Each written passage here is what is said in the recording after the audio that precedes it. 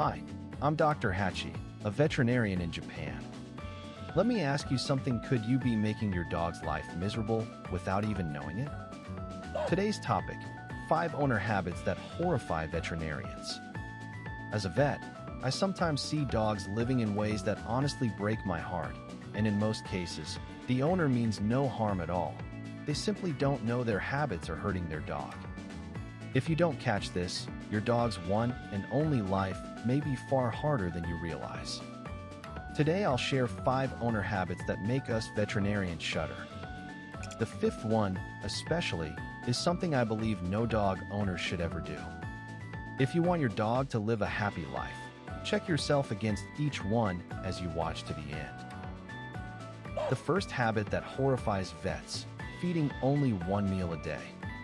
How many times a day do you feed your dog?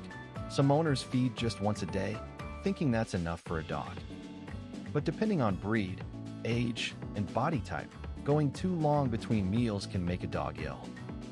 1 meal a day has 3 problems: low blood sugar, a higher risk of bloat, and fewer moments of joy. First, low blood sugar puppies and small breeds can't store much sugar in their bodies, go too long without food, and their blood sugar crashes.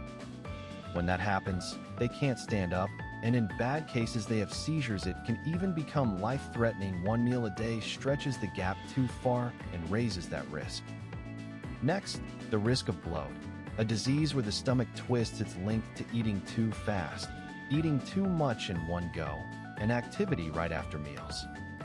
On 1 meal a day, your dog gets so hungry they wolf down their food, and that can raise the risk of the stomach twisting. And finally, fewer moments of joy for a dog. Mealtime is one of the happiest parts of the day. More meals also means more reassurance for many dogs, so if you can, splitting meals up is a kind choice.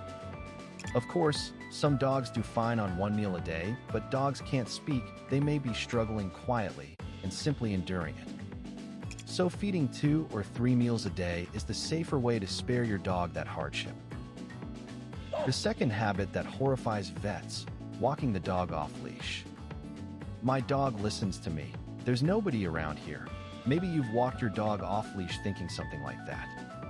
But from a vet's point of view, off-leash walking is a genuinely high-risk habit. There are 2 big dangers: accidents and trouble with people or other dogs.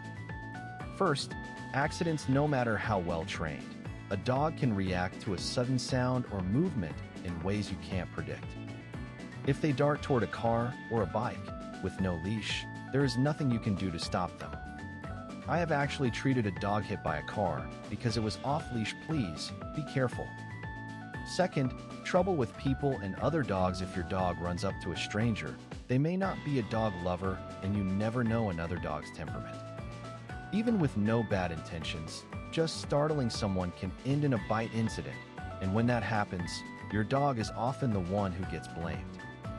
Yes, some off-leash dogs have never had a problem, but often, that just means nothing has happened. Yet once something does, there's no taking it back. So please think of the leash this way. It doesn't take away your dog's freedom, it protects your dog's life. The third habit that horrifies vets, hitting the dog to make them obey. Do you, or does anyone in your family, hit the dog in the name of discipline, believing there's no other way? From a veterinary standpoint, hitting is simply not considered a good way to teach a dog. It causes 3 problems: deepening fear, broken trust, and worsening behavior. First, fear. Dogs can't understand the reason they were hit the way humans understand words. So what stays with them isn't why, it's just, I was hit, and I was scared. Over time, they may grow afraid of human hands, or turn aggressive to protect themselves. Second, broken trust. You may call it discipline, but to your dog, it's the person I love suddenly hurt me. As that builds up, some dogs stop coming close and start hating to be touched. Third, worsening behavior. Hitting may stop the barking for a moment, but that's not understanding, it's just fear. As a result, some dogs bark more at other times, or misbehave in secret. The problem doesn't go away, it changes shape. Dogs don't understand words, so they rarely understand what hitting is supposed to mean. Teaching in a place of safety works out better for the dog and for you. That's what I've seen as a vet. The fourth habit that horrifies vets: thinking a dirty dog doesn't need a bath. Some owners notice their dog is dirty, but leave it be. It's fine, it's just a dog. Leaving the skin dirty causes two problems: itching and infections. First, itching. When dirt builds up in the skin and coat, oils accumulate, and that can lead to skin inflammation. Skin inflammation usually itches, and it drags down your dog's quality of life. Dogs who never get baths are often scratching somewhere all day long. Second, infections. When the dirt stays, the skin's barrier weakens, and bacteria and fungi multiply. Some dogs end up with ear infections and skin infections over and over. For a healthy dog, a bath every 2 weeks is considered ideal. That may not always be easy, but keeping your dog clean, as much as you can manage, really matters. The next one is the most important part of everything I've covered today. The fifth habit that horrifies vets: the belief that it's fine, it's just a dog.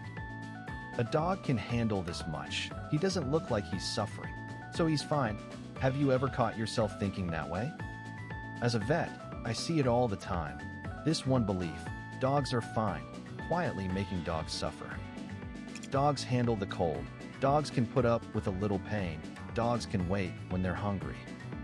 There's no ill will in any of this, but it means, without realizing it, you're seeing them as a dog, not as family. It's true that dogs endure more than we do, but that's not because it doesn't hurt. Dogs simply cannot say, "I'm in pain," or "I'm struggling." That's why, by the time symptoms are obvious, things have often already gone too far. Everything we've covered today, meal frequency, hitting, skipped baths, they all share the same root. It's fine, it's just a dog. But the truth is the opposite. Because they're dogs, because they can't speak, we need to notice changes even sooner than we would in people. Protecting your dog doesn't take anything special. Is my dog truly comfortable right now? Are they quietly putting up with something? Just pause and see the world from your dog's side. The only person who can do that is you, the one who shares their every day.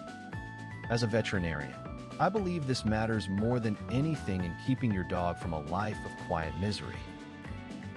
So, that's all for today. I hope this video helps you and your dog enjoy many wonderful days together. This channel is all about helping your dog live a longer, healthier life. Subscribe so you don't miss the next one. Thanks so much for watching.